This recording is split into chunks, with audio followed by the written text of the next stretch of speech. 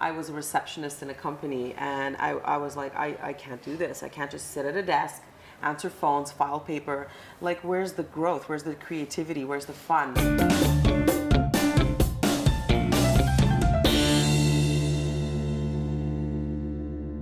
So, Sonia Kyriacou from Cyprus, born in London, England, and living here since I can remember. This is my BFF. The first time we met was in high school, but Really? Which high school? Richmond High. Short introduction, we just crossed each other, said hello, had some common friends. I was super shy. I had a difficulty looking at people in the eyes. I wouldn't speak to a lot of people. I would always walk down the hall like this. Get out. I swear to you.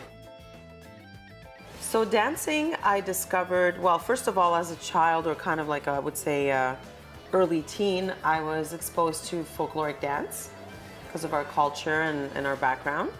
And so every Saturday I would go and do the tika-tika-tika-tika, yes. But I wasn't learning Cypriot dancing, I was learning Greek dancing because there's a much larger Greek community in Montreal than there's Cypriot. At least at the time, that's who we were connected to. And so I started with that, loved it, found it really easy. Always was attracted to dancing and music, and then I started to research and look at things and say like, oh, I want to do ballet, I want to do this, I want to do that. I was really motivated and inspired, and so I tried to pursue dancing further, but at the time my dad said no. He's like, that's not for good girls. So he kind of cut me right there, very typical Ethnic Greek Mediterranean mentality, which is like the girls don't dance, because if you dance, there's something wrong. But then as soon as I moved out, which was at 18 years old, broke all the rules and then started taking dance classes. So that's how I discovered Latin dance and how I got into it. I applied to be hired as a dance instructor. No. No, it's a school that doesn't exist anymore. It was called Dance World of Tomorrow at the time. And so they put an ad in the paper. There was still newspaper back then. And I responded to the ad. I went to the interview and they're like, okay, you're hired. I'm like, oh my God. So I started training with them as a dance instructor. I did, though, take some classes at Arthur Murray. That's what I heard. I did. That's what the legend And yes, and I at that point realized how structured dancing could be. I didn't really understand that before, because in the folklore, you don't really focus on that. You just kind of go with it, you learn. It's about the music and the culture, not so much about the technique. So when I went into the classes at Arthur Murray and then started training as an instructor, I started to discover like, oh my God, there's so much more. There's this structure, you have to learn where to put your foot on what beat, which direction, how to transfer weight. That's when I started discovering the technical side of dancing. So that went on for a while. Enjoyed it a lot. I was still super shy, and very nervous around people. I had difficulty communicating with the students, I think, but slowly but surely the dancing helped me overcome that. And then that school, my relationship with that studio ended, and I said, I'm gonna just take a 9-to-5 job. I'm gonna do the right thing. I'm gonna follow my dad's advice and like forget this artist thing. It lasted about 6 months. I was miserable. I was so sad. I just didn't want to go. I was a receptionist in a company, and I was like, I can't do this. I can't just sit at a desk, answer phones, file paper.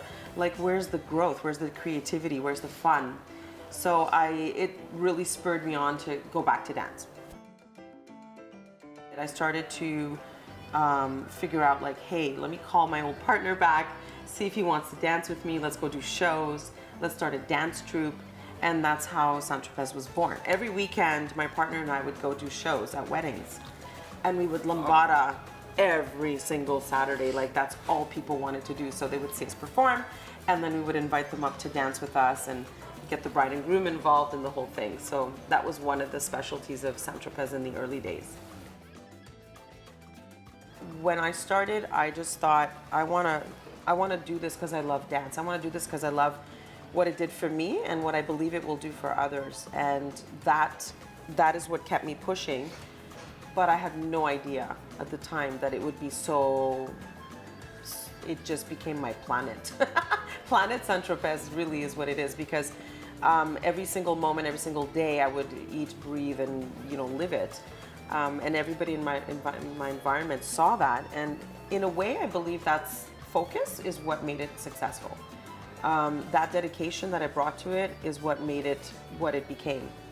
But yes, on the same token, you know, my friendships, like what time did I have for that? You know, just all of that stuff. I waited a long time before I had a child because of the, the requirements of San Tropez. So it's a double-edged sword, you know, having your own business, it's a double-edged sword. She's a woman in a Latin world running a big Yeah, I company. think Was it's- always perceived a little bit on a, Oh, a I was level the of, awkward she one. was They were like, what is she doing here, right? That's They were right. Like, she's female, non-Latin. exactly. What else? Exactly. It's a tough environment. It's I a remember, tough yeah. environment. I started to realize how there was this stigma where if you're not Latin, you're not valid. This is kind of like the silent message that was there at the time where you're not from our culture, you know? So that was a really tough pill to swallow because I thought, how unfair is that? You know, I don't believe that you have to be born or raised in that culture to understand it or love it or have a passion to share it. And so that was a tough one. So even though my husband is Latin American, my child now is, you know, half Latin American, half Cypriot, I felt that was a very unfair thing at the time. So yes, when this era you're speaking of, when there was the Ricky Martin, J-Lo, that whole popularity thing, we were rising. You know, we were the dancers, we were the school to be at. And it made a lot of people jealous, I would say.